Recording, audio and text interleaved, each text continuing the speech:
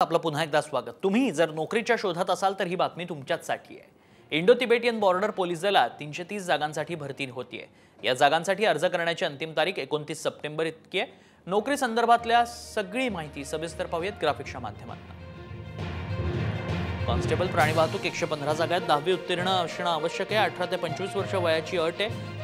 recruitment.itbpolice.nic.in या संकेतस्थळावर जा, तिथे अर्ज करा। 29 सप्टेंबर पर्यंत तुम्ही अर्ज करू शकता।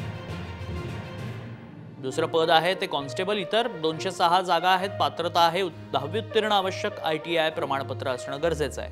18 ते 25 वर्ष वयाची अट आहे। recruitment.itbpolice.nic.in या संकेतस्थळावर जाऊन तुम्ही अर्ज करू शकता। 29 सप्टेंबर 2024 ही अंतिम तारीख आहे। हेड कॉन्स्टेबल पदांसाठी देखील 9 जागा आहेत। 12वी उत्तीर्ण, पॅरा व्हेटरनरी कोर्स केलेला असणं आवश्यक आहे।